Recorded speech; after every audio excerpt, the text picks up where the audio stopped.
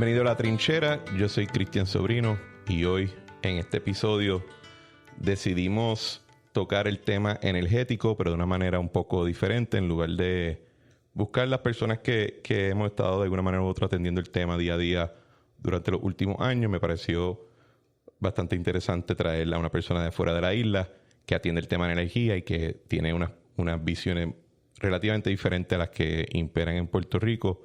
Su nombre es Emmet Penney, es un escritor, un investigador, es editor en jefe de un corresponsal que se llama Grid Brief, editor contribuyente en Compact Magazine, es el anfitrión de unos podcasts que se llaman Ex Haust y Nuclear Barbarians, y fue el autor de un artículo muy interesante que le he enviado a mucha gente y que le ha volado la cabeza. El artículo se llama Rise and Fall of the American Electrical Grid en American Affairs. Va a estar enlazado en las notas del episodio.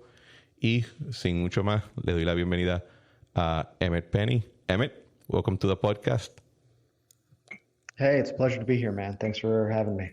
It's really nice having you. I heard you on Alex Kasciuta's podcast, Subversive, and it was a very enlightening conversation. And I also heard that you had somehow worked with Mike Schellenberger on one of his books. Yes, both of them. Yeah, both of them. And he's been making a lot of the rounds on the, I would say, the IDW dissident.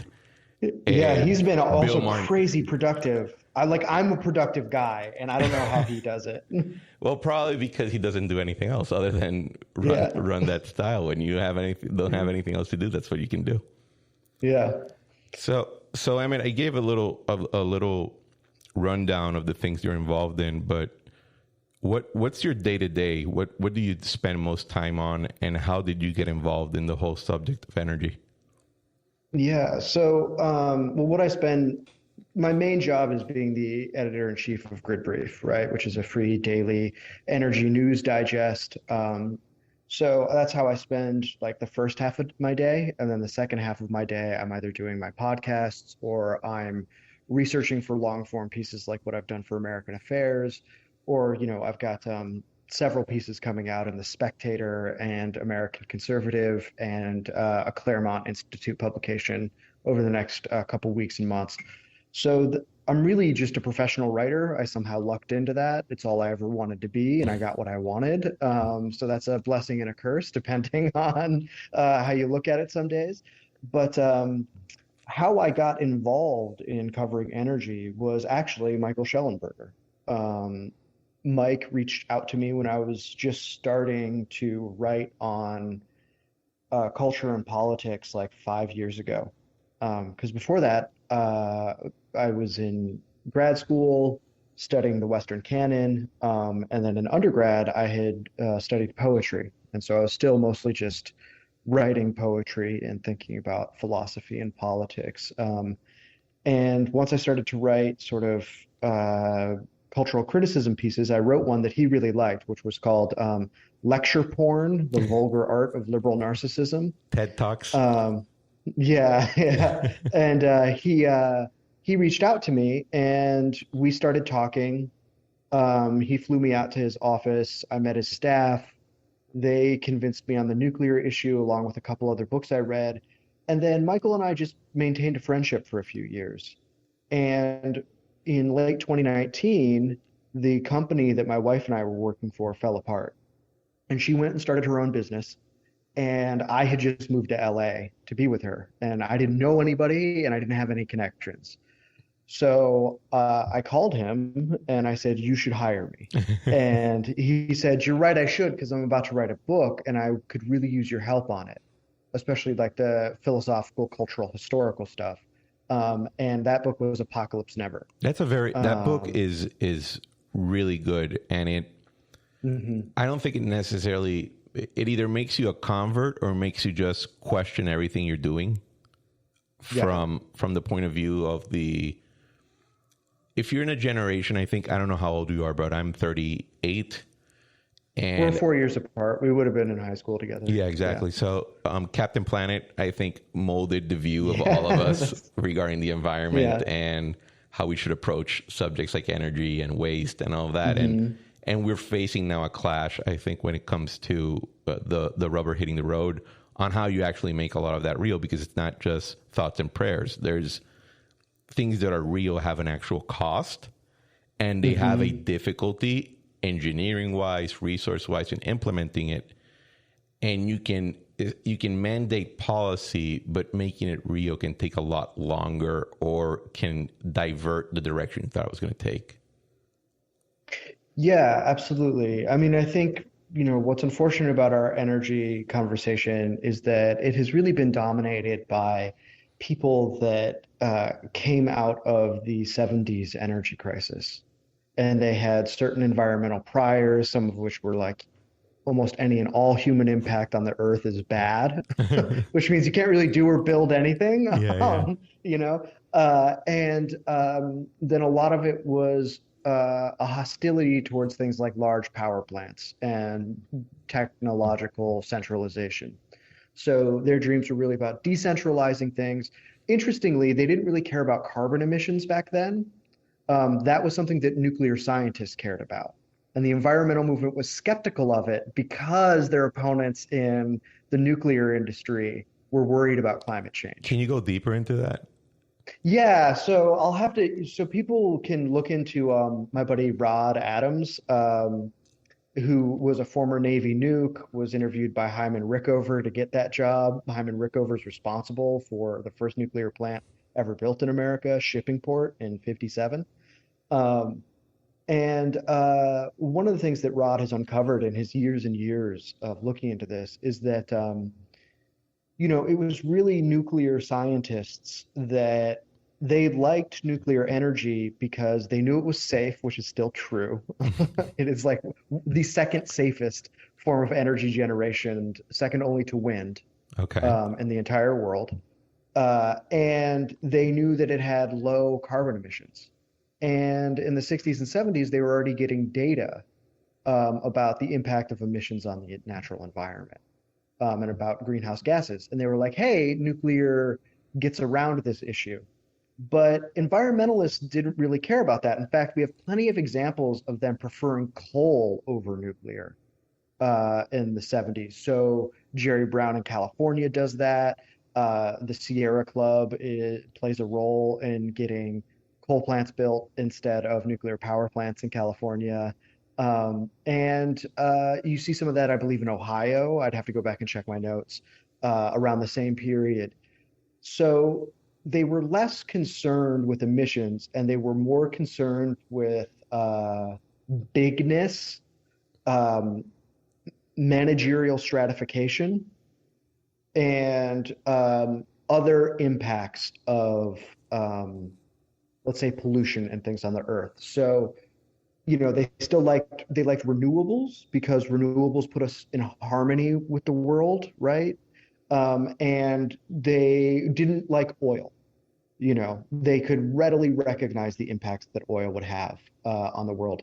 But the most important thing, right, if your listeners are like, this sounds weird, this sounds like a weird ideology that doesn't map on to some of the environmental movement I know today, I would say you're right. It's changed over time, even if it has held on to its energy priors. So the reason they liked renewables wasn't just decentralization, wasn't just the harmony. It was about reducing the amount of energy that society had, because they were worried that if we had too much energy, it would increase the population and then increase the industrial intensity of the world and destroy the world. So they were Malthusian. Exactly. They were Malthusian, like to a man. Like you have some people who are different, like James Lovelock, who creates Gaia theory, very pro-nuclear, not Malthusian. But those people are outliers compared to Amory Lovins of the Rocky Mountain Institute, Ralph Cavanagh of the Natural Resources Defense Council, who's still around today, Paul Ehrlich, who is at, I think, Stanford with Amory. Okay. Still to this day, and is still doing the population bomb type Malthusian degrowth stuff. Hasn't he been wrong in projections like 7 times? Yeah. The most famous one was his bet with Julian Simon about the cost of certain materials going up over time and I think some population growth stuff impacting the earth. And Julian Simon won every single bet. So in Puerto Rico, the camps, if I were to, like, I'm looking at the field and I see all the armies displayed, you're going to have one camp that says, I don't really care, just make it as cheap as possible. That's what we care about. We need to work. We need to power our homes. Whatever it is, let me know. There's another camp that is all of the above. Is it LNG? Is it panels? Is it wind? Whatever. We just need something different because bunker fuel is awful and it's very expensive. It makes us very dependent. We don't want to do that. That's fair. Bunker fuel is terrible. There's another camp that says we should move to renewables. It's going to end up being cheaper. It's the future. It's on the right side of history. So we're not morally invested in it, but we think it's progress. That is a sign of progress. And then you have these groups that are more on the slow down growth, net zero trash and waste. We need to actually leave smaller. Growing is not necessarily better. On which camp would these different groups that you mentioned be in? Right. So I would say that, like, you have the people who are like, it's cheap and I don't care, or like that's my main thing. I would just describe those people as like typical like developmental industrialists. Like that's what they want. You know, like, and they're willing to take hard trade-offs to get that. Because you can tell when they say, all I care about is that it's cheap, is that they're willing to accept certain other things going wrong, maybe air quality, maybe a few other things, in exchange for a wealthier society, which I'm assuming they assume the benefits of that will cancel out whatever downstream effects there are of that. And there's nothing to that, right? Like a lot of Africa lives with like less energy than my fridge. And that's an extreme level of energy poverty that I don't think a lot of people fully appreciate. And I would definitely take a more polluted planet in order for those people to not live that way, right? So we can sort of like see what the moral argument is there and how that works. And then you have the people who are like, I want some of that, but I don't want bunker fuel. And like, I remember when I was living in LA last year, I think a bunch of that port of LA was backed up. And so there were just tons of shipping boats off the harbor. That was a big line, fuel. Right? There were like big lines and trucks. Line. Yeah. And you know, LA is a temperate climate. So our apartment building would leave our front door open, but the screen door locked. And I remember walking into our hallway. We lived on the ground floor, and it was like smoggy in the hallway. And I was like, okay, like bunker fuel is really terrible. So you can sort of see what this is, a like more centrist position, right? And I think that they have more in common with the people who are like, I'll take all of the above. You know, we need like a mix in our energy resources. We need some LNG, we need some wind, we need some solar, maybe we need some other things. Like, I don't know what the nuclear conversation is in Puerto Rico. And then you have, I would say, the other groups that you mentioned, which are the progressives who for some reason think returning to like early Renaissance technology, like wind and like late 19th century technology, like solar, are the future. And that's because they're primarily concerned with, I would assume, what's going to happen to the climate.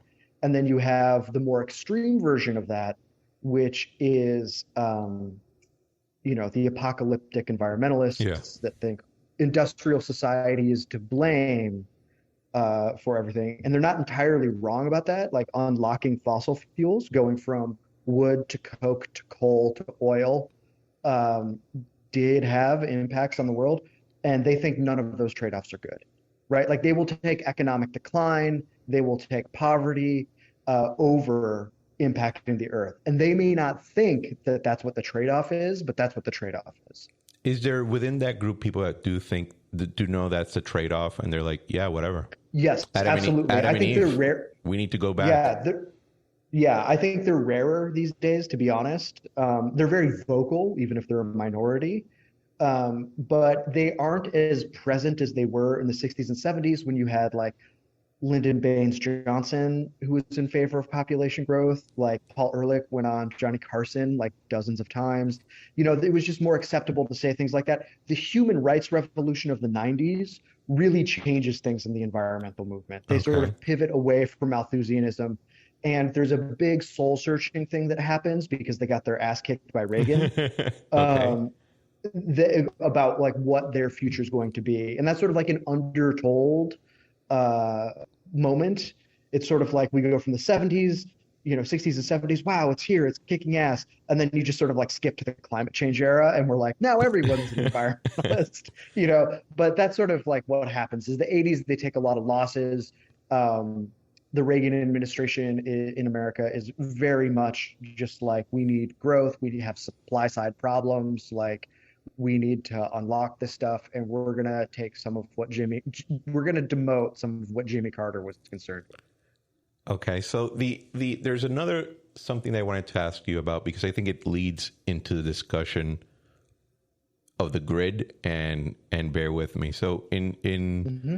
Alex's podcast, you mentioned that you don't believe in the progressive view of history, and That's right. for people that are listening, when people say things like we need to be on the right side of history, and people who've been in conversation with me will hear me ask, on what side was Genghis Khan?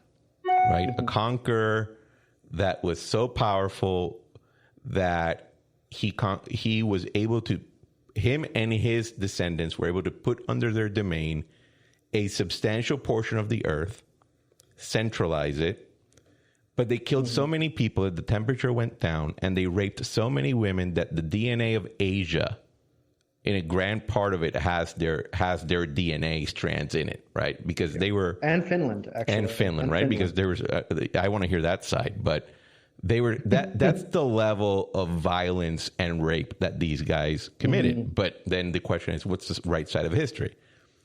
When you say you don't have a progressive view of history, what does that mean? Right. So I think we can sort of unbundle the idea of progress a little bit. And it's difficult to pick where to begin. So, okay, here's a story that we get. In the 19th century, the Western world, right, specifically sort of radiating out of England, gets what is called the Industrial Revolution. And this is a quick succession of decades that we see the steam economy move from wood to coal and achieve a level of thermodynamic competence, a level of handling and harnessing energy to reshape human society. Within a few years, we have things like skyscrapers because of men like Charles Steinmetz, who figure out how to do electric elevators, which is what created urban density.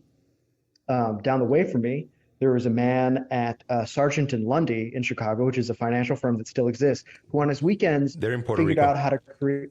He figured out how to create the electric drivetrain that the Chicago CTA still uses, and that in fact every electric train system, commuter rail system in the world still uses his patents, right? So we're still living very much in this world, and everybody calls this progress, right? And what they mean by that is that there is an accumulation of technique or techne, a refinement of skill stacked onto the scientific revolution that allows us to improve society, not just materially, but concomitant with that, morally. And it's not difficult to see why people think that. After all, if you were a farmer in America and you lived without electricity, your life before and after electricity is radically different. And it's hard to say not improved by it. Like it is substantially better, And you can see sort of how that vision comes to be. What's wrong with this? Well, let's start with the narrative of the Industrial Revolution. What is called the Industrial Revolution comes from Marx and a few other thinkers, bourgeois thinkers, not radicals, Toynbee being one of them. who adopt this language from some French thinkers who are taking a look at England after the French Revolution, and they see things happening with the economy in England, and they call it the Industrial Revolution. And what gets missed in this is really an empirical fact, and it's that it's not a quick succession of decades. It is a period of 200 to 250 years that allows for the refinement of technique. It's a long, drawn-out process that is not done with any specific intention. Usually it's like, we need to get this product from here to here. What do we have to do that? I guess we're going to try this thing called a train, or we need to pump out this, we need to pump out all of the water from this mine. How do we do that? We're going to experiment with some things to do it. Which isn't to say that it doesn't have a direction. It does. I do believe in the accumulation of technique. You can see it. What I'm skeptical of is this narrative that it comes with a moral improvement to humanity. And the reason that I think that is that if you take a look at what's happening in the late 19th century, when we're achieving a lot of rapid progress, there are these things that the historian Mike Davis calls the late Victorian holocausts, where the English Empire is starving millions of people all over the world. It is like just incredibly merciless, so we can take a look at, Ireland's a little bit earlier, but that's sort of like an early iteration of it. We can take a what's happening in India, what's happening in Africa, often where the first concentration camps get developed. And then if we go all the way to, say, the end of the colonial era, so let's put that in the 70s, let's say the end of the Vietnam War, right? What we have there is probably the most murderous stretch of decades in the entirety of human history. Because we're factoring things like the Holocaust, we're factoring in things like the purges, the purges, the Great Leap Forward, the Holodomor, like all of these things are coming together at once. 2 world wars back to back, and not just like the Vietnam War, but all of America's horrific adventures, bombing nearby countries and things like that. And it's really hard to compete with that in terms of organized slaughter. Genghis Khan is pretty impressive. And perhaps I would have to look at the numbers, though I'm sure they're actually hard to figure out who was more murderous. But that should tell us that we're not that far away. Yeah. We've been very lucky in the last few decades. And I know there's a war going on right now. But in comparison, even this war is mild to, let's say, World War I, which is like catastrophic as an experience, to say nothing of the Second World War. So this is sort of where I'm skeptical of that. Now, let's go into your thing about who's on the right side of history, right? This is something that we want to talk about. This is often a liberal progressive way to say that your choices matter, right? Let's be as maximally sympathetic to that as possible. There is right and there's wrong. And our progeny will look back and adjudicate based on a shared standard who was being better. All right. There are a few things that are difficult about this. Like, one, it assumes that you're going to hand down a shared moral standard that is also subject to revision over time. Mm-hmm. And that you expect that revision to go in a specific direction. And that you think there's not going to be a radical change at some point in the process. And there's no radical change. I have an easier time taking that perspective, by the way, from people who believe in God. Because they have 2,000 years of history that they're looking back on. And not just that, you can say, yeah, I can see what the final judge would be. Who would judge is on the right side of history. Now, and if you're hardcore Catholic, you think, it doesn't really matter because at the end, it's all going to hell. So you can do you can do as best you can, but you're not going to win. Right. The world is fallen, and you have to take it as it is, But, my problem with that is like, I often think that that's more of a form of like moral blackmail than ethical thinking. It's like you have to decide and agree with me because I'm already telling you that there's this thing called progressive history, that it goes in this direction, and that we're on the right side of it, and there's only one way to go. And there are no trade-offs to reconsider. It's a way to circumvent debate around highly serious issues. Now, that's not to say that people who say that are always wrong in every instance, in every case. What I'm pointing out is a flaw in that type of thinking. And that doesn't mean that we have to forsake moral or ethical thinking when we look at the world. Of course not. But we should be skeptical when someone tells us that we're going to end up on the wrong side of history. Like, what does that mean? Jail after death? Hell, I guess? I don't know. I don't know how that works. Like, after you're dead, you can't be ashamed of anything that you've done. The thing, for me, the problem goes into a different direction where I see it as a kind of backwards reasoning to justify procrastinating on issues that don't translate well to your Instagram feed or your TikTok feed. Like, for example, we can argue to death about who's on the right side of history on certain reproductive rights, on certain sexual issues, on a host of very cultural and intangible things that only exist as we as people act them out in the world, or to a certain degree biology, right?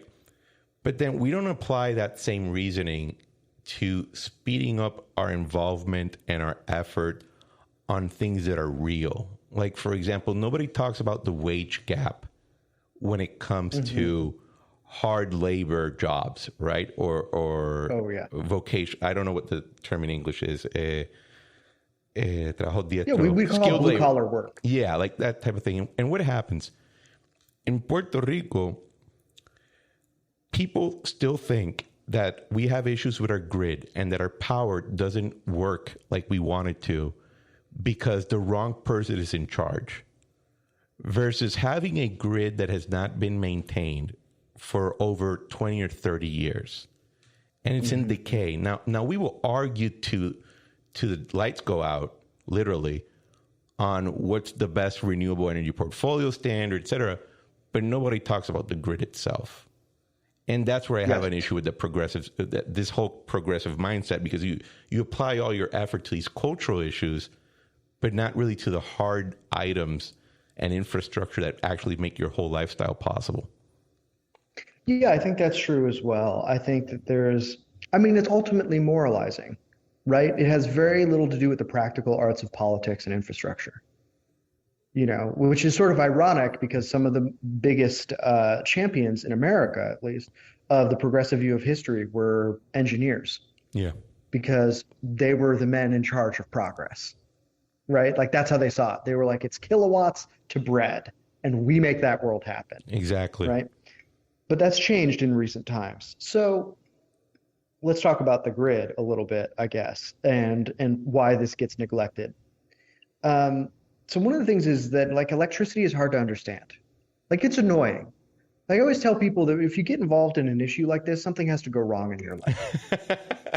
You have to just sort of like be permanently uncomfortable, and you have to have this upper threshold to deal with that. That doesn't mean that you're a better person, of course. It just means that you have this knack where you can sort of sit there and be frustrated for hours, days, months on end. And that's mostly my life. Now, what's difficult about the grid is that within a few generations, we have come to just assume its existence. It has become a backbone of society. And what's interesting about the cases like Puerto Rico, it shows that sort of distance from industrial development still exists even as something falls apart. Is that it does not, in fact, necessarily bring you nearer to the root causes of what's going on. Exactly. So we're talking about a serious rift here that's quite durable and a little bit problematic, right? It's a little bit frustrating to say, like, do we have the right renewable energy standard? Well, it's like, okay, how does this even work? What does it take to keep a grid running? And we can think of a few things, right? So we would want to have a hierarchy of what a grid needs. First of all, it needs to be reliable. It needs to work most of the time. And that is almost synonymous with the second thing, which is it needs to be affordable. An unreliable grid, as I'm sure many of your listeners in Puerto Rico know, is It's unaffordable. expensive. Yeah. Yeah. And then the third thing you can get as a treat is low carbon. That's like a third order concern for keeping electricity going. And I can make a very clear case why. So in America, I don't know what it is in Puerto Rico. In Europe, it's 50 hertz. In America, it's 60 hertz. That's where the grid needs to stay to keep running. If you have too much, you get blackouts. If you have too little, you get blackouts. So you have to constantly balance supply and demand so that it keeps going all the time. This is a delicate dance. It's a complex problem. And one thing that really helps that is having what is called baseload power. Mm-hmm. So this would be something like a coal or nuclear plant that runs upwards of, let's say, 80% of the time. In the United States, we are very blessed with a large nuclear fleet that operates over 90% of the time. And more importantly, you can dispatch that energy. So you can say, I need this to come here now. What's the difference between that and, say, something like wind and solar? Well, wind and solar operates, there's no place in America where wind goes more than 45% of the time. And I think solar barely cracks 20% of the time. Really? Why so low? Because wind doesn't blow that much. No, I meant on solar. I would think solar is more has a higher percentage than wind. Right, you'd think so, but the thing is the wind blows even at night. Oh, okay. So you have that 12-hour block that takes it out. Yeah.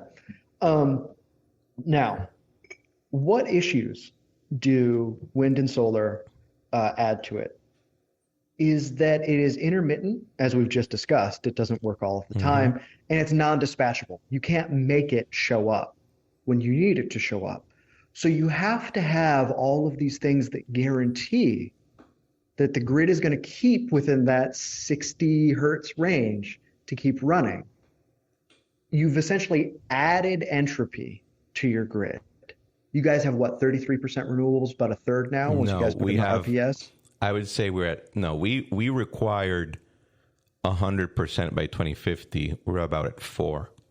Oh, you're at 4 now. Thank God. I thought I saw somewhere that it was 30, and I was like, you guys are screwed. No, because 30 is when it starts to get really rough. That's when you're in California territory, and you start to have all sorts of weird problems go on in terms of balancing. That's actually an interesting question, because I think most people on the island. So for me, solar, I don't think of solar farms. I think of residential solar. That's solar for me. And I actually do have clients in my personal practice that are heavily involved in that business. And, they give a good deal to their clients. There's some people that are scammy, but most of them, they're very transparent. They say, this is for you. This is good for the situation on the island. We have these batteries. Don't disconnect from the grid. Get into the net metering market.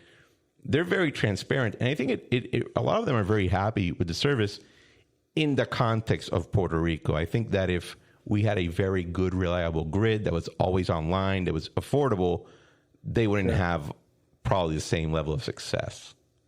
Right. There'd be no need. Yeah. And I think that that's sort of like, I can't totally speak on what's right for Puerto Rico because I don't know it and I don't live there. Right. I had the same problem when I was in Hungary for a conference. I was like a little bit trepidatious of saying like, Europe should do this or Europe shouldn't do that because I don't know it as well as I know the U.S., right? I can name every single spot market in America. I kind of know where their territories are, and I have a good feeling of what's going wrong in each of them. I don't have Europe on lock like that. So if I were living in Puerto Rico, I probably would get rooftop solar, but I also wouldn't tell myself a story that was going to fix the fundamental problems with the grid because it won't, right? Like for the reasons that I just brought up, and this is where we start to get into a little bit of trouble with the grid in the long term.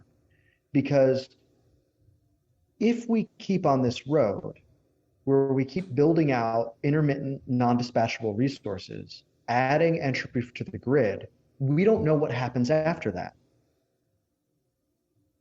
Right? We don't know if we get to a point where we say this isn't possible or the trade-offs aren't good, that we can come back from that easily. Why not? Well, so I would give 2 reasons. One is political. It is hard to imagine anybody from the Rocky Mountain Institute or the Natural Resources Defense Council or the Sierra Club or whoever changing their minds about anything. They haven't for half a century. Yeah, good point. Okay, so and they're formidable forces in America, right? Closely aligned with the Democratic Party. The other reason is technical. And let me put it this way.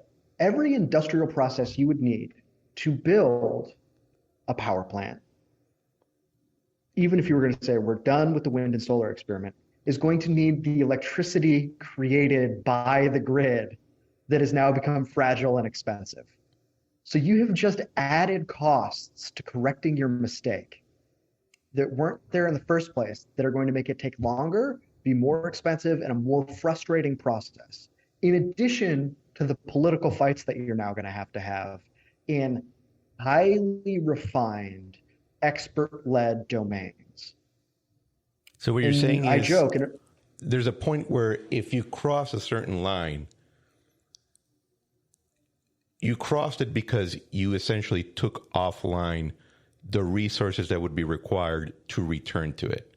That's right. So we should not assume that everything is always available. There's a point where it's over, and going back would require such amount of effort that would be highly expensive or maybe impossible to actually pay for. And second, there's a point where people also forget how to do certain things that are required.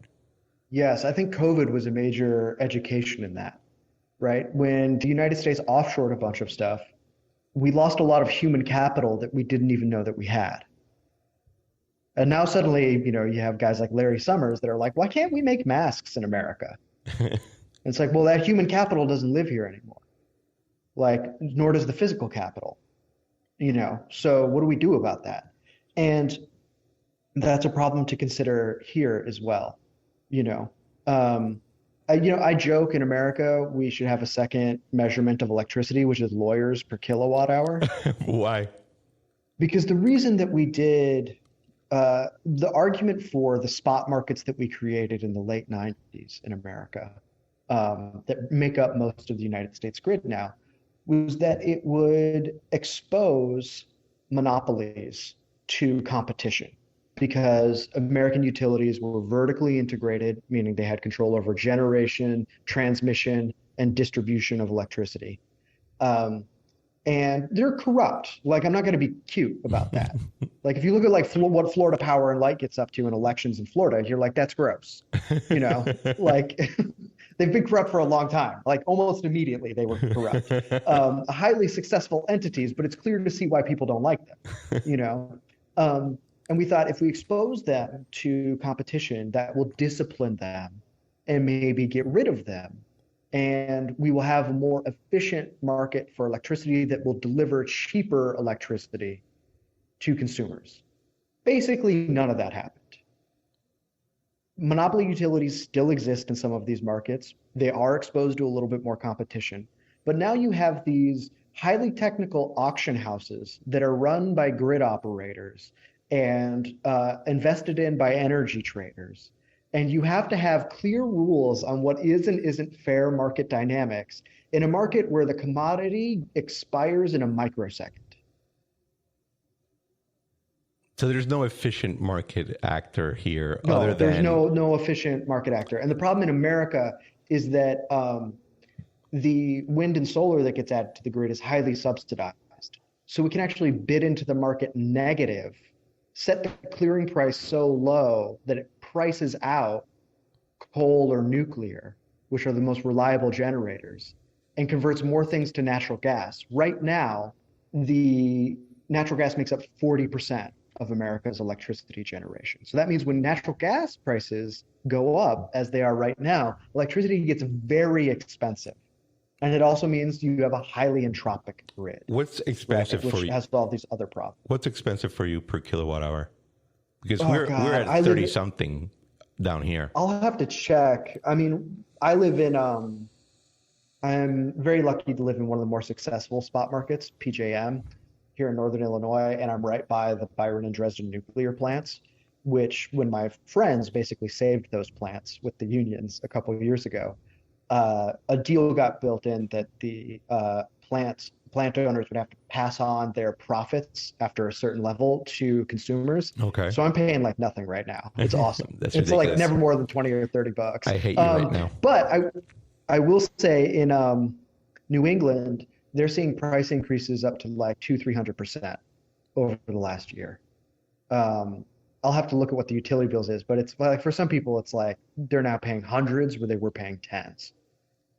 We can look at another place where maybe the numbers are a little bit more clear. We base our spot market off of England's spot market, and the Brits are getting hammered. Really? Like people are paying like, if they had to pay what they were actually supposed to pay, they would probably pay like $12,000 a year.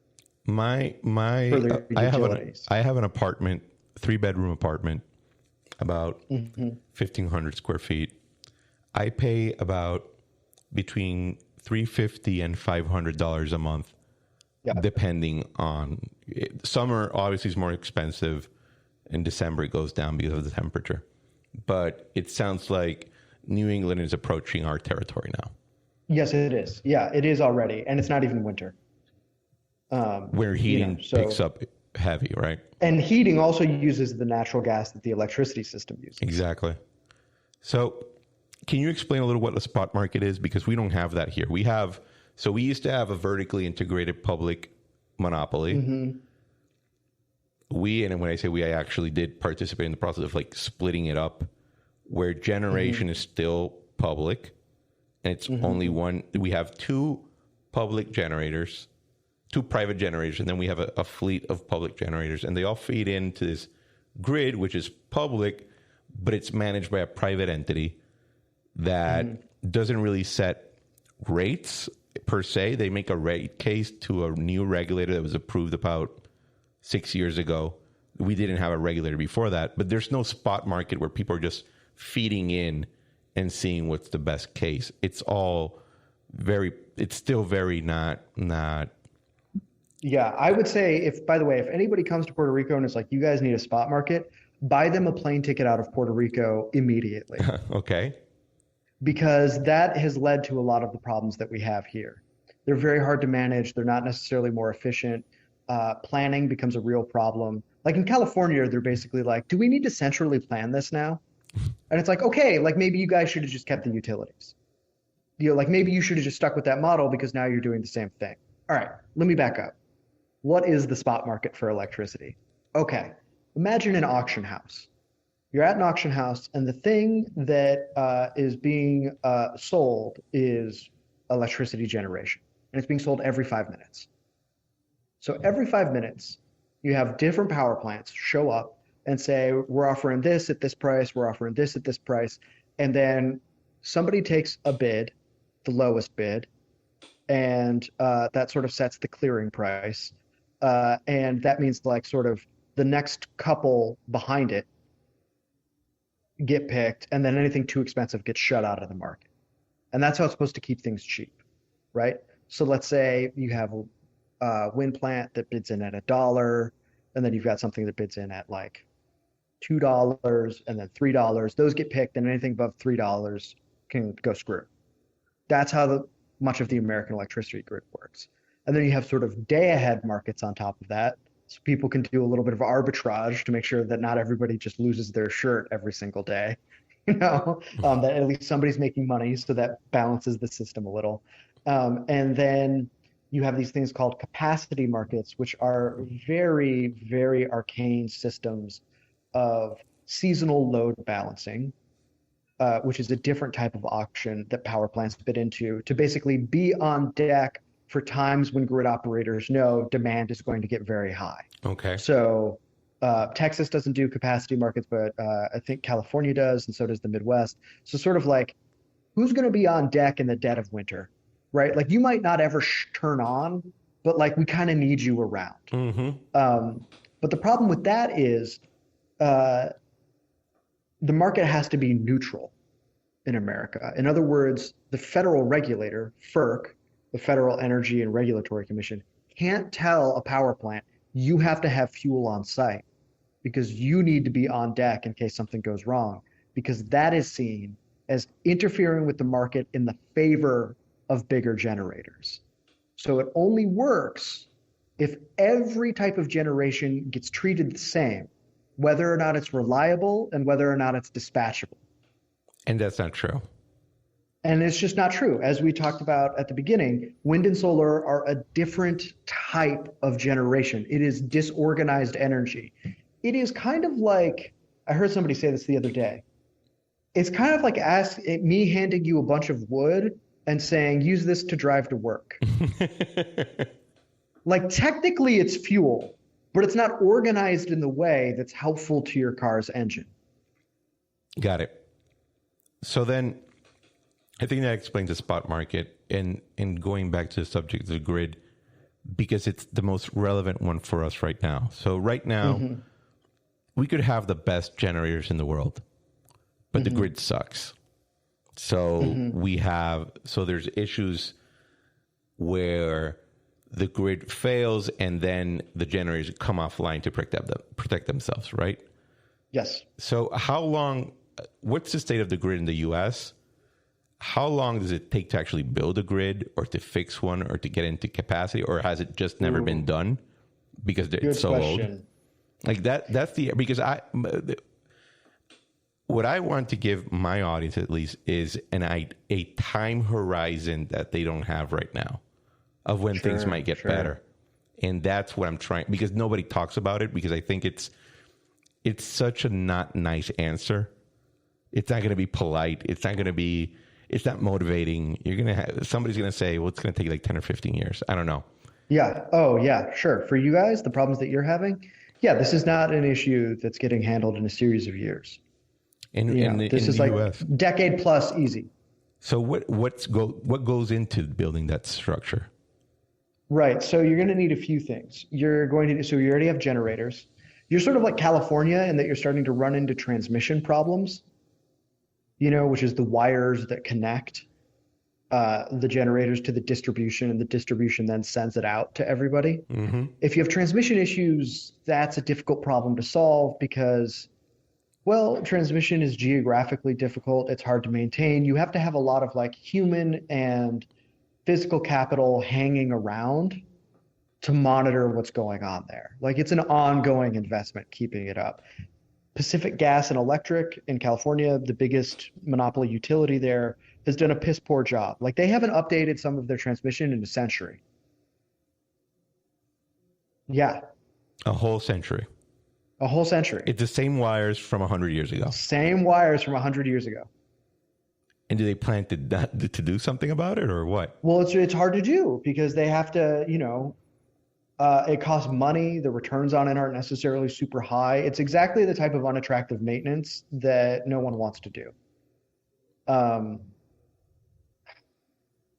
Especially if for a PG&E, they've got all of these records issues now because they've been around since the late 19th century. And so they don't have a coherent record system of what's old and when the last time it's been worked on, right? Like that would be a process that would take decades of archival work to integrate all of that into a digital, easily searchable system. Jesus Christ. You see what I mean about like cascading issues here? Like this is a real problem of like conservation and stewardship of the industrial commons. It is incredibly hard work that we aren't necessarily good at yet because modernity used to be new. And so you didn't have to have these resources to take care of it, but now it's old. And so now we have to figure out how to take care of these things the way that the French take care of Notre Dame. It's kind of like, you ever heard of this? It started as a tabletop game and now it's branched out to 1,000 different things called Warhammer. It's a sci-fi series. Oh, of course. Yeah, it is very much like Warhammer 40K, where the Emperor is dead and old, and like you're going through the warp, and everything's split up, and no one knows how old anything is, and all you're trying to do is keep the Empire from collapsing. And nobody has a dream of the Empire being robust again. Exactly. Yeah. And there's a priestly order whose only purpose is to upkeep machines that nobody even remembers how to rebuild. Yes, that's right. The Mechanicus, I believe they're called. Yeah, you're a nerd like I am. Good to know. So in that sense, where do these ideas like microgrids and mini grids come in? Because it's a hot topic in Puerto Rico. Sure it is. And I saw an example. Florida Power and Light made a big show of how they got this new microgrid online with solar panels, with a solar farm, not a residential farm. And then there's the other this concept of a virtual grid or a virtual generator power plant where you would aggregate all the solar panels and all of the rooftops, and they together would like, where does that discussion go into the issue of having a grid that's falling apart, that is so old, and nobody knows exactly how to build or rebuild? Yeah. So I think that here's my problem with this. The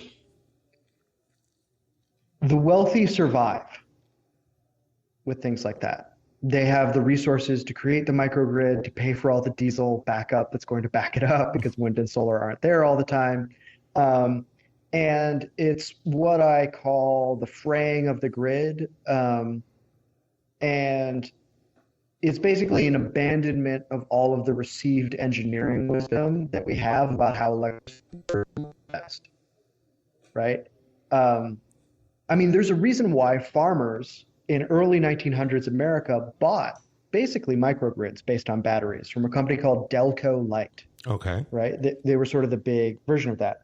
And that's because utilities were struggling to find a business case to build electricity that went out to rural areas. The return on investment was not good because there were just very few farms per mile of transmission wire.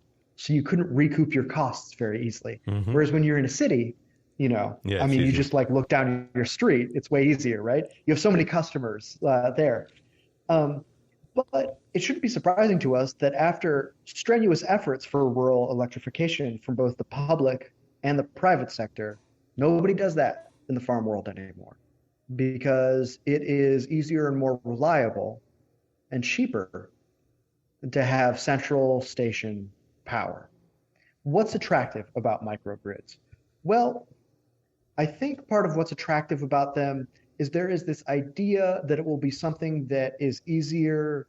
It's like more transparent, something that you can have a little more control over. There's sort of like a Jeffersonian yeomanism about it, where like you tend the solar field that gives you your own power, and you're this like sovereign, responsible individual. And you can kind of tell like what's attractive about that. But just the realities of keeping electricity going, like whenever you might need it in a developed country, like doesn't port over to that idea at all. I mean, usually what drives that stuff is subsidies and conference bullshit. So things people bring to conferences and they're like, here's my cool idea. And everybody else who gets paid to sound smart at conferences goes, yeah, you sound smart at this conference. And then people are like, great, I'm going to turn that into a white paper because I get a lot of funding from a billionaire, you know, and that's sort of how that goes. Now, what do we do about virtual power plants? I've just heard about this recently. I think Tesla has one in California. And I'm going to plead ignorance. I haven't looked into it yet because it's new. I'm not entirely sure how it works. I'm immediately skeptical because my question is, why are we adding more complexity to an already complex system when there seems to be already difficult, complex work to do to improve it as is? Think about it as like sedimentation. This is a lapidary amount of complexity on what should be a basic public service or something like that. How complex do we want it to be? Imagine 20 years from now, you have to fix the virtual power plant, however that's supposed to work. How many other things are you supposed to know about how it fits in below the power plant before you can figure out what's wrong, right? Like, don't think about this new thing that solves the problem allegedly today. Think about what it's going to take to fix it 20 years from now. Mm-hmm. Well, the on island, there's a big debate because since we went through the whole privatizing the management of the grid, we took out a public corporation from that role, which to say the least is very controversial. And the unions that were part of that public corporation were also very controversial. Politics in Puerto Rico is very bare knuckle, very immediate. and very, very aggressive because it's a very competitive market. So it's almost, you had a bipartisan, almost 50-50 split. So who would ever win would win by a point or two. So you fight to the death for that extra point, right? And everybody's involved somehow. Things have changed in the past couple of years, but the thing is, when the new private operator takes over, there's a bunch of employees from the public utility that didn't want to go to the private sector. So they got moved to other jobs in the public sector. Now the big fight is, are there enough line workers? Yes or no? And there's this whole debate and obsession of where the linemen are, right? And I say, we're having a fight over a group of linemen. Can you imagine the standing army of repair and technicians you would need if you just had full solar panels all over the place, right? Like, because damage is not going to happen in one place with one wire. It's going to start happening that's right. in different locations. So it's, and again, I have interests that tell me, no, it's not that hard. You have people that can, the problems regarding the reliability of the infrastructure itself is not the same apples to apples to the issues with a wire grid. But I do think it does require more human capital than people think, and that people want to recognize. I think that's true. Let's talk about it this way. In America, we're teetering on the precipice of a national rail strike. This doesn't get reported a lot. Rail workers are looked over by different regulations than the rest of the workforce, which falls under the National Labor Act or whatever it's called. They're under the Railroad Act of 1924 because rail is so integral to society that our government made sure that it is very, very difficult for rail workers to strike. Why am I bringing this up when we talk about the grid? So 90% of the coal that America uses moves by rail. And the upper Midwest, which has a spot market, overseen by the Mid-Continent Independent System Operator, it's the market right next to mine, okay, is already becoming increasingly fragile because it has lost a lot of nuclear and a lot of coal. Now, what happens if next month they go on strike and before winter, there's no coal? There's no coal to stock up. And then you think about, well, some mines are just going to stop stocking it. And if they do stock it, usually it accumulates humidity that makes it harder to use. So you have so it's worth less than it was, like in a physical sense, so you would need even more of it. Are those miners going to immediately come back to work? Think about all the supply chain disruptions that happened during COVID and how long it took to recover from that. It wasn't just an on-off switch. And part of what's happened is that the major companies that have invested in these monopoly railroads that are monopolies like the utilities. In fact, utility law in America is based on railroad law, which goes all the way back to British common law. That's a common carrier? Yep, common carrier stuff, yeah. They've thinned out the workforce to the bare minimum, and that's why they want to strike. If we're up to the rail workers, they would have struck 2 years ago. That same problem is happening with linemen in America for taking care of the grid. The companies keep the bare minimum. They have negotiated the most brutal contracts with the union. There is such a lack of respect at a basic business level of the human capital that keeps these systems running that they have been brought to like the thinnest margins possible. So do you think that that's something that could have been happening, that's maybe happening here? We brought an operator from the US, from Canada, that's their dynamic over there. And they think we're going to keep the bare minimum. And if we need some additional capacity, we'll fly it in from one of the unions in the States, and that's it. That sounds right. That's exactly, yeah. So that's sort of what's happening in Florida right now with Hurricane Ian. Linemen are always on deck to go help out. It's one of the things I very much admire about their union is that they show up in force when America's in trouble. I respect that. I'm very patriotic. I see a lot of hope in that type of thinking. But yes, I'm sure they just fly people in when they have it, and they could have more on staff domestically in Puerto Rico. I can't speak to the Canadians, they're generally nicer than we are. And they have a lot of public power. Okay. So whether or not their public entities think like our private entities is not something that I feel like I have secure knowledge on. Okay. It could be a very different dynamic is what you're saying. It could be a different dynamic, yeah. And maybe they just follow the Americans and what the Americans do, or there's some sort of agreement. Like, I'd want to know way more about that situation, but I wouldn't be surprised if the dynamic Because that's literally what happened after Hurricane Fiona hit us about 2 weeks ago. They're sending people to fix lines. There's a lot of people that are in good faith and in bad faith saying there's not enough people. And the manager says, don't worry, we just flew in all these people from the States. And literally there was a plane that landed, doors open, a bunch of lineman bros with their beards, tattoos, their hard hats. Yeah, the whole thing. They just got out and like, let's go fix this. And I was, it just clicked when you mentioned it in the case of the U.S., where it's just an industry practice. I keep the employee level down, and I just assume if I need to increment capacity, I'll get it from somewhere else. What the concern there would be what happens with everywhere. It's the same dynamic, and then there's nobody to fly in.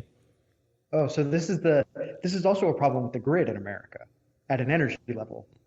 So let's say if anybody wants to read sort of like a primer on what's wrong with the American grid, and maybe there's some relationship between what's going on in Puerto Rico. Obviously, you guys don't have a spot market, so it'll be different. It's a book called Shorting the Grid by Meredith Angwin, who is an engineer, and she's a very sweet old lady that lives in Vermont. And she wrote a book in her retirement that took her 10 years to write, which explains for laymen how electricity works in deregulated America. And she has this phrase called the fatal trifecta. And the fatal trifecta is this: over-reliance on intermittent wind and solar, over-dependence on just-in-time natural gas, and an expectation that you're going to be able to import from your neighbors. And she's from Vermont? She's from Vermont, yeah. Kind of doesn't She calls it the fatal trifecta. That's like what happens. And like you're saying, what if everybody has that crisis? Well, if every region pursues the type of policy that builds out a bunch of renewables, makes it really reliant on natural gas, and expects that they can always import from their neighbors, but weather is regional, not state by state, what are they going to do when their neighbors pursue the same policy and they don't have spare capacity on deck? Exactly. So what's the role of regulation on this? Because there's two subjects I want to touch with you before we finish. We set up a regulator. It was in 2014 or 15 where it was actually set up. It never really got off the ground. In 18, we like rehauled it, put in more people on the commission, gave it a larger budget. But what's the role of regulation in the States for that type of issue? Because I think somebody would assume that at one point the regulator is going to say, give me your head counts and your payroll, and say you have too little, you need to hire more. You would assume that that's something that a regulator can do. But what's the role of regulation in this? Oh God, it's so complicated, man. Like I said, FERC has limits on what it can and can't dictate, and that's good and bad in some cases, right? And then you have to combine what FERC does with what the states pursue. And then if the state is in a deregulated region, not just a state deregulated market like in California or New York, right? So they have a bunch of other states they have to deal with, like what the policies are within that. Right. That's why I say lawyers per kilowatt hour. Like there is a lot of regulation that goes into that. And then you have the labor standards, and then you have the environmental review standards. And then you can see how this suddenly turns what ought to be a little bit more of a straightforward process into an incredibly difficult process of who's responsible for what, how things are supposed to happen, and what it means to keep the lights on. So in America, I would describe it as technically a mess. So there's no adult in the room, and everybody assumes that there is. Is that kind of the dynamic? Yeah. Yeah, this is sort of, I've been thinking about it in this way. I would say that like there was great hope for decentralized systems in that they would abrogate authority that was prone to corruption, right? So if power is distributed across all of these entities, then this is the typical American fear of tyranny. You would not be tyrannized by a pyramidal structure, right? The problem with that is that abrogating power doesn't necessarily get rid of corruption. It can obviously mitigate centralized power or something like that, but with power comes authority and it's responsibility. Yeah. Importantly, who's fucking up versus exactly. Versus Now you might not be able to do a lot about who's fucking up, depending on how centralized and what the laws are, but you at least kind of know. Like now, it's everybody playing hot potato. Yeah. In Texas, after that ice storm came in, Storm Uri, the Electricity Reliability Council of Texas, ERCOT, was so on the hook for fucking that up and facing such incredible fines and charges, like in the billions, that they applied to be considered part of the state of Texas so that you couldn't sue them because they would be the sovereign. They claim sovereign immunity, so that they tried to. It didn't work, but yeah, they tried to. I thought they were a nonprofit entity, so that's exactly. They're supposed to be. Okay. But that's sort of the difficulty here, right? Is that you have these nonprofits and it's like, what's their relationship to the state? And like, who's responsible? Like, what type of entity is this?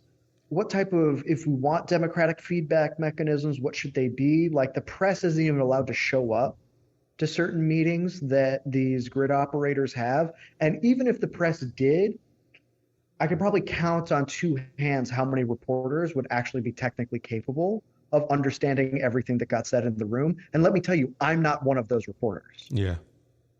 Like if any of your listeners are like, wow, this guy knows a lot about what he's talking about. I do not even know enough to sit in one of those meetings with those lawyers and grid operators to understand all of the jargon they're using to talk about doing this in the grid, what they're doing in the grid, right? It's highly specialized. Okay, so the last item I want to cover with you, and it's, I think, the most controversial. In Puerto Rico, nuclear power is illegal. You can't, like on the books, it says you can't have it. Yeah. I don't think everybody has really tried, but there was a test reactor. It was built in Rincon. Rincon is this surf town in the west of the island, gorgeous place. And it's funny because you can go to this bluff that looks down into the beach, and this one, the beach is called Domes.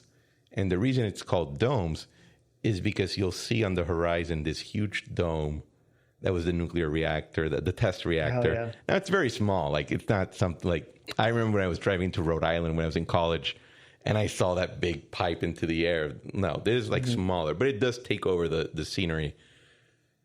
They tried to test something there and it didn't work out. The utility actually has a warehouse where they still have some of the materials that were originally purchased with a bond emission for that project. But your handle on Twitter and I think it's one of your podcasts, it's called Nuclear Barbarian. Yeah. And you worked with Schellenberger on the book Apocalypse Never, which is a very pro-nuclear manifesto, I would say. What's your view on nuclear energy moving into the future? I think why are you like, why did you take that pill? You're right. Okay. So let's go back to the thing I said about sort of like the three things you want in a grid, right? Reliable, affordable, and low emissions in that order. Nuclear is, of course, expensive to build, right? But the power it produces is cheap. That's the difference between wind and solar and nuclear. It's like any heavy capital investment, right? Like, it's going to be expensive to build it, and then it'll be cheap once you have it, and it benefits from repetition, not innovation. It's so complex that the more you do it, the cheaper it gets. Okay.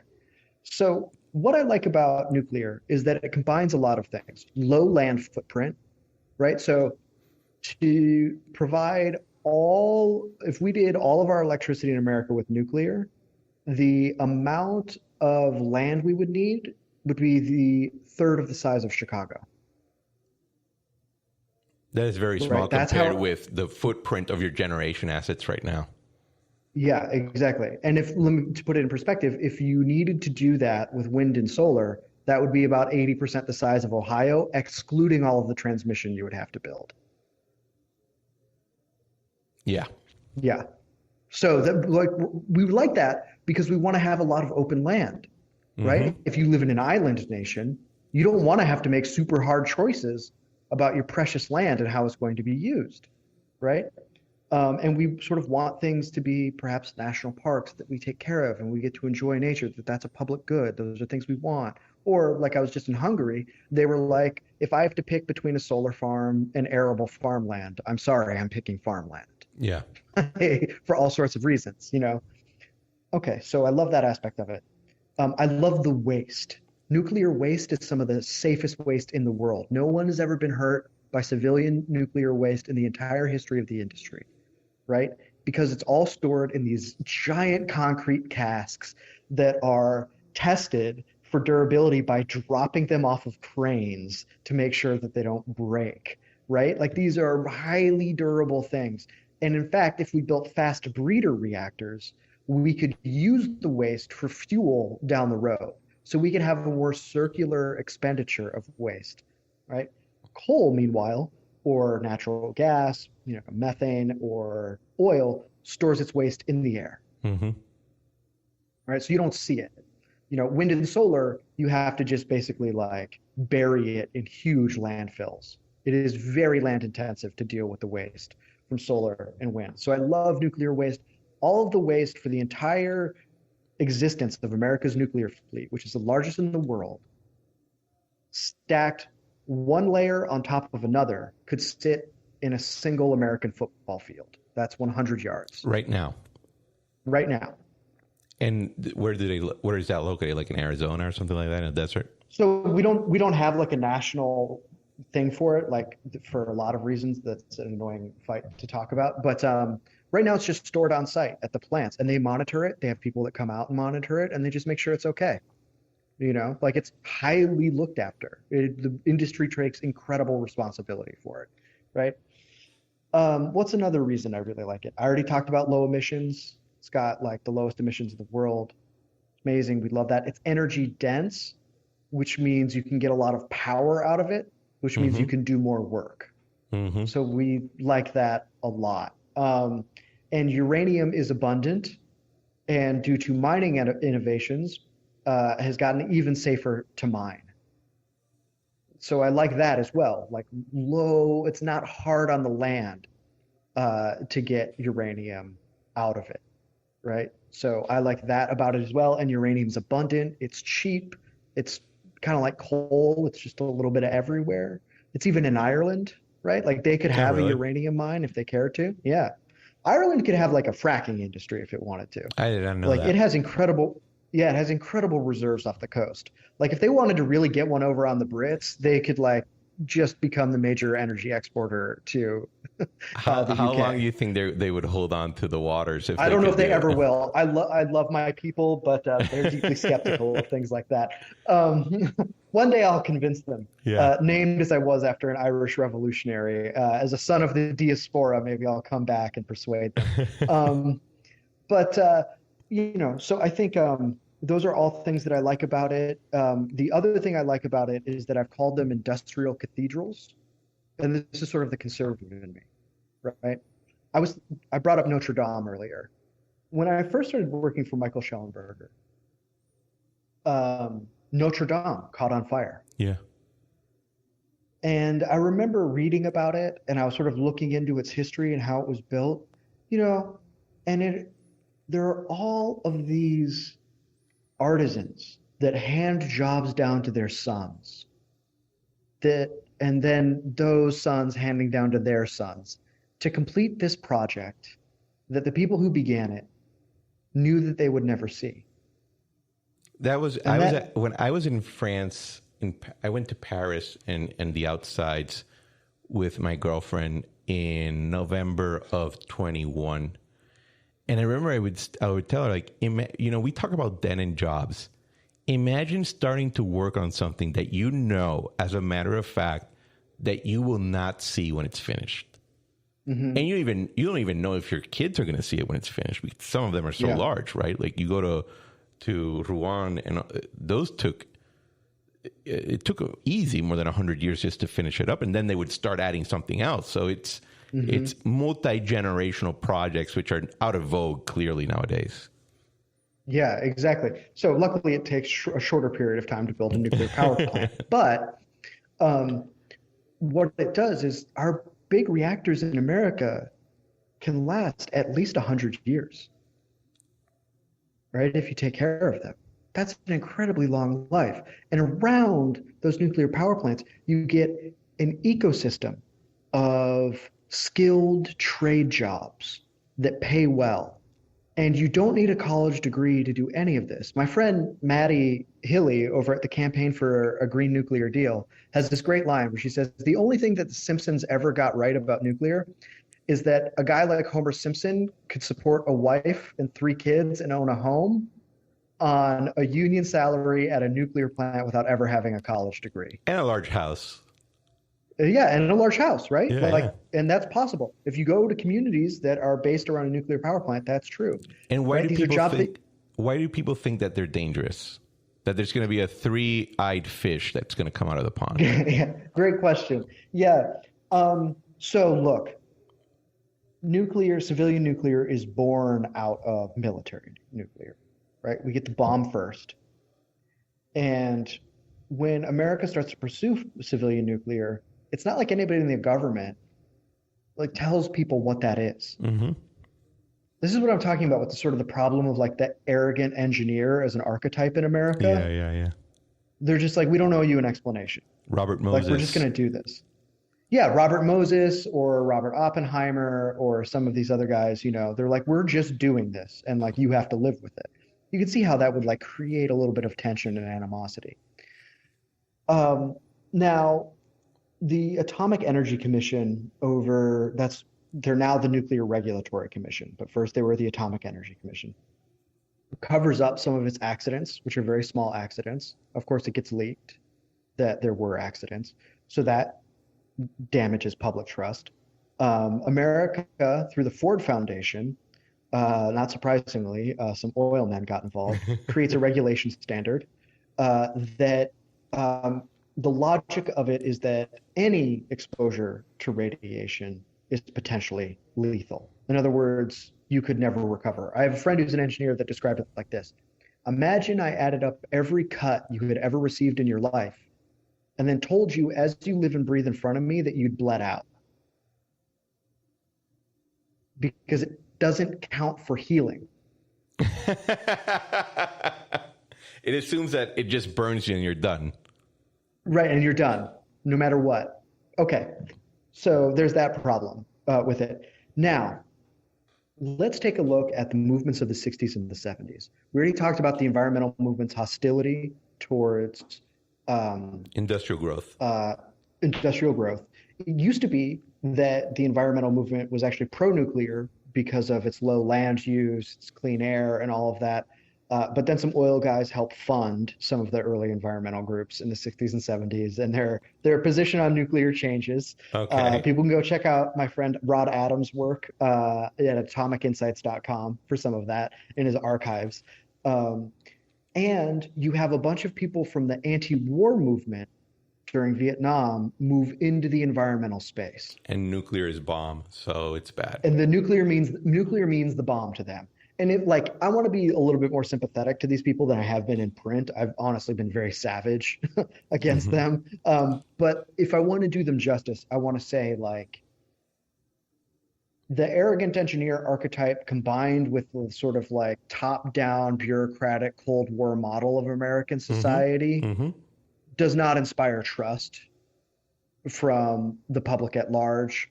And I can understand why, especially after things like Vietnam, you would not trust them at all. Exactly, yeah. Right. Okay. So there's that. And then you add the whole Agent Orange thing, experimental. Right. We can add tons of examples around stuff like that about why you wouldn't trust them. And then 3 Mile Island happens in the 70s. And 3 Mile Island is a nuclear plant meltdown, scare quotes, that doesn't hurt anybody. But the industry and the regulators do such a terrible job of communicating to the public. They're so bumbling and arrogant that it just inspires resentment and fear because, I have a friend who's a nuclear radiation safety expert, and he says, we use 3 Mile Island as a lesson for everything you don't do. So in response. That's how horribly they mishandled it. In the communication side, not in the actual response. On the communication side. Like in actual response, everything's fine. It didn't hurt anybody, it's fine. But in the public mind, it was horrible. It creates this big uneasiness in the middle of an energy crisis where all of these people who are supposed to take care of things in society over which people don't have a lot of everyday control of are noticeably screwing up everywhere. Mm-hmm. After a war that brought in every major industry to send sons abroad to go die for a cause no one was really sure about. So it just increased this level of skepticism to a point where they're like, I just can't believe you that it's safe.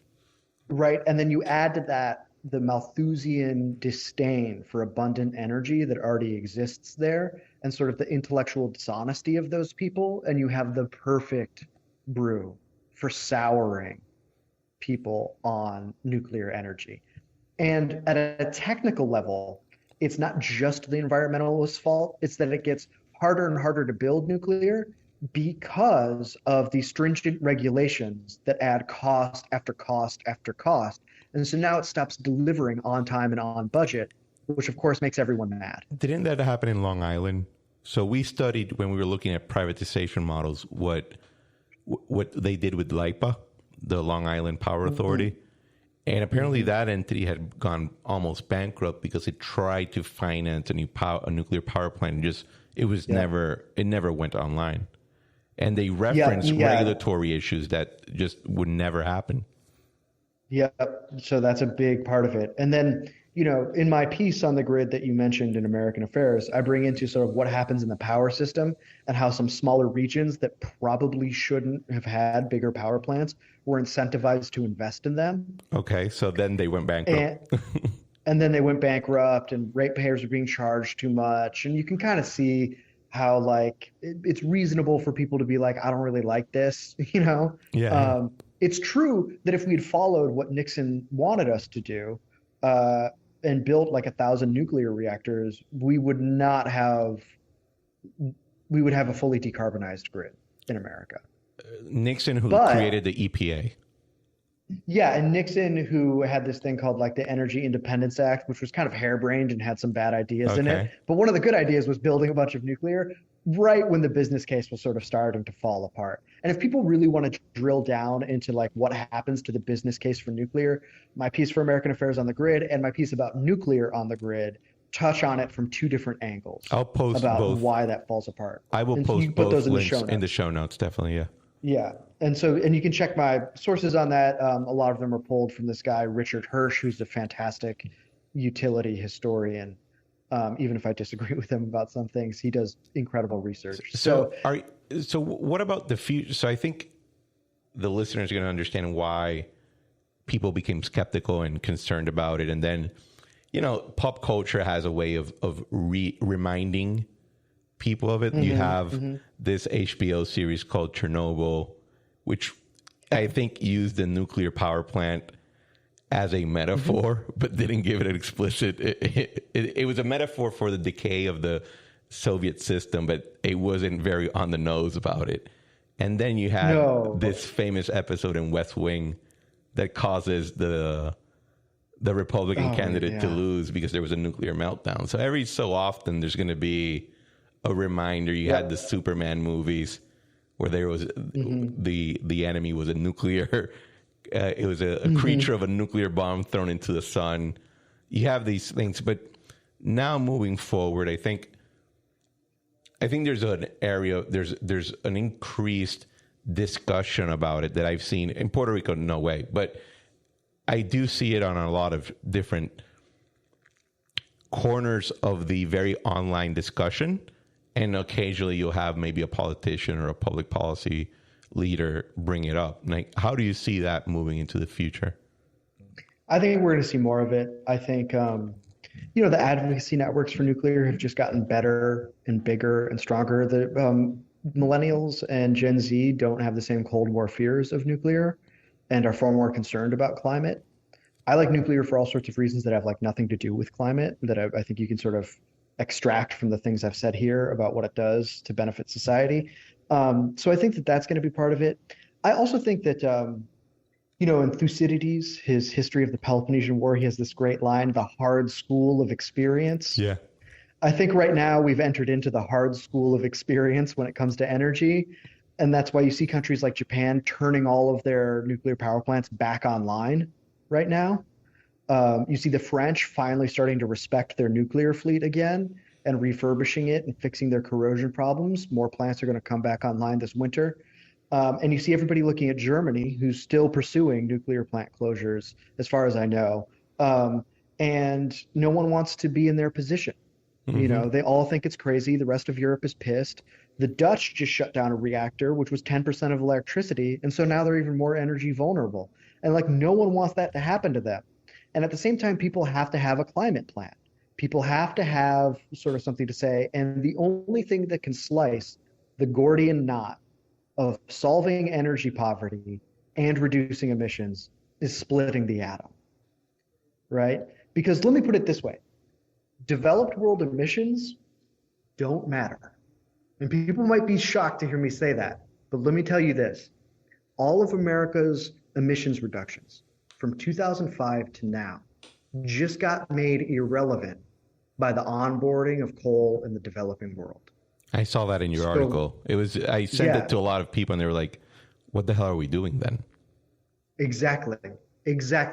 So what I argue for, what I think America's position should be, it should obviously retool its Nuclear Regulatory Commission to make it easier to build nuclear. We should have more sensible safety protocols that aren't so burdensome. But we should also commit to an Atoms for Peace 2.0 program, where it seems like nuclear war is now something everybody's concerned about, and we want to start thinking about proliferation again. So we can do that while helping the developing world get the energy they need, because people will do whatever they can to keep the lights on. If that means burning coal, they'll do it, especially if they're poor, and you can't blame them for that.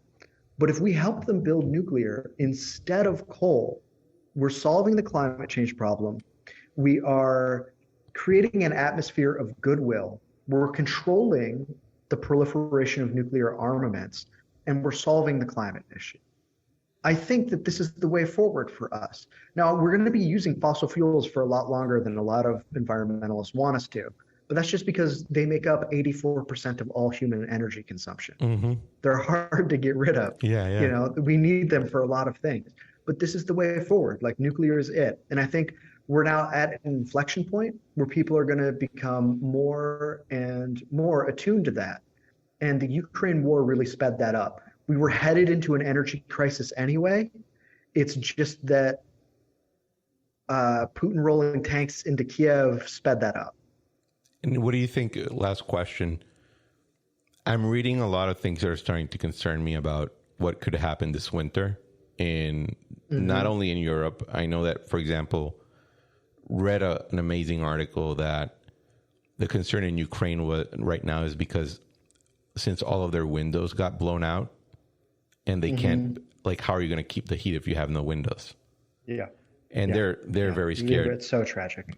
And it's so tragic. And I'm reading about what's happening in Germany because of they don't have access. They're going to cut off in December access to Russian fossil fuels.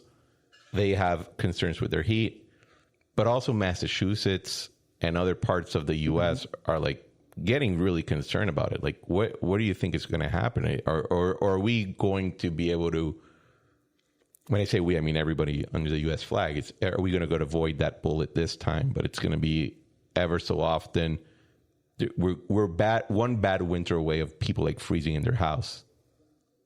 Yeah, I would say that anybody under the American flag is in a better situation than everybody outside of it.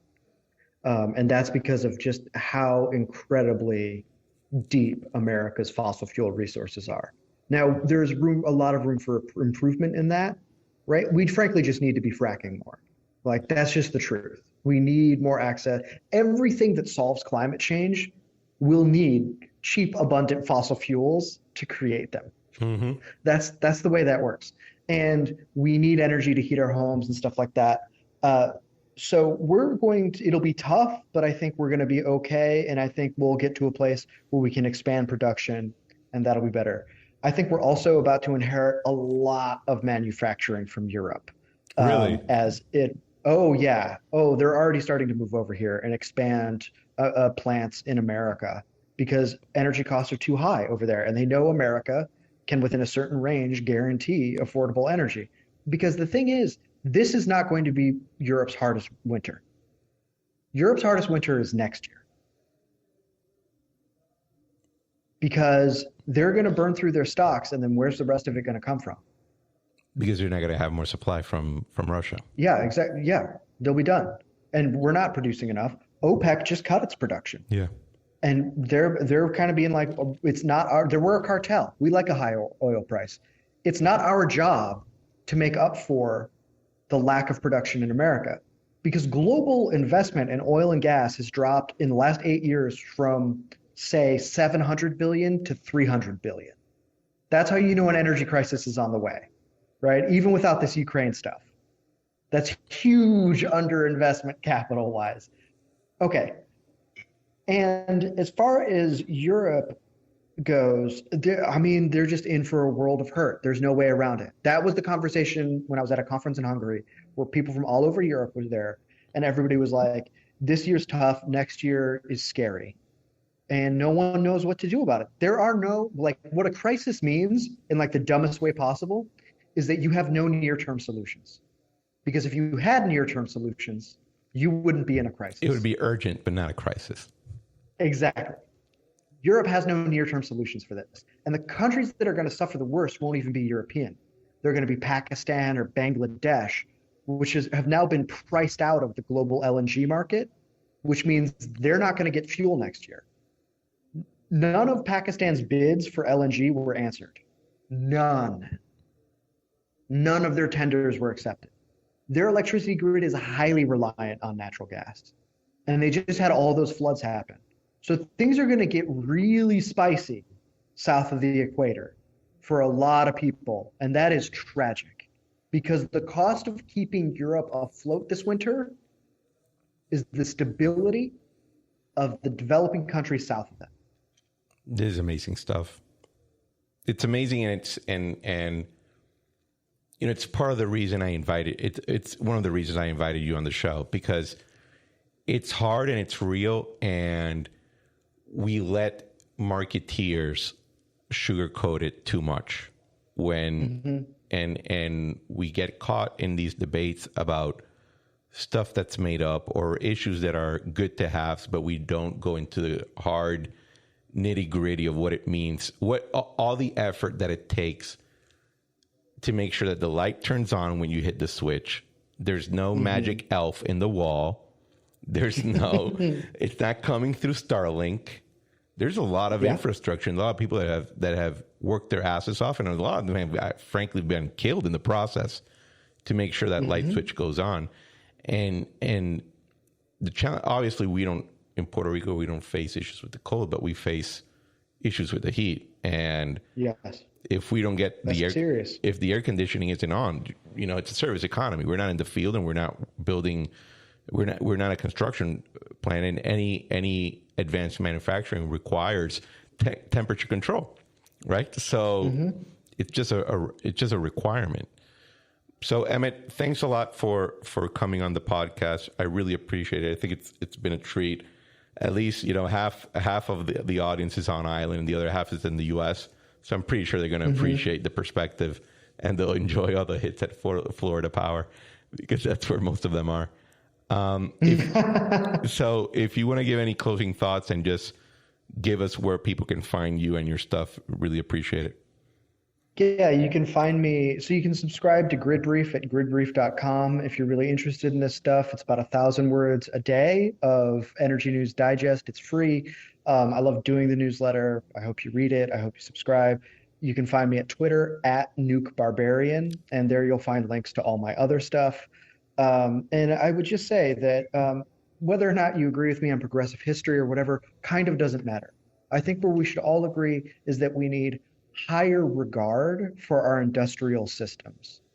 And we need to take care of and steward them for all of our benefit, whether or not we end up on the quote unquote right side of history, but because of our own interests in keeping the lights on. I'll end it with something from an American poet I like, Nick Flynn, because this is how I think we think about energy. And he says, we think we can think whatever we want and it won't matter. We think we can think, cut out her tongue, and then ask her to sing. Powerful. Enjoyed it very much. Thank you, Emmet. Take care. Thanks for having me. Bueno, esto ha sido otro episodio del podcast La Trinchera. Espero que hayan disfrutado de una perspectiva muy diferente, pero creo que habían muchos elementos de las cosas que habló Emmet que son relevantes a lo que está pasando en Puerto Rico, y también pues nos informamos de lo que está pasando fuera, que no podemos seguir cautivados por el insularismo. Como siempre, les pido que por favor se suscriban al podcast en sus plataformas preferidas, que lo compartan con sus amistades, con sus familiares, hasta con la gente que les cae mal, que dejen un review 5 estrellas y positivo en Apple Podcasts, Spotify, en donde sea. Y como siempre, le damos las gracias a Eric Harper por nuestra música Espíritu de España y a Claudia Rosario por nuestro arte. Nos vemos en la próxima.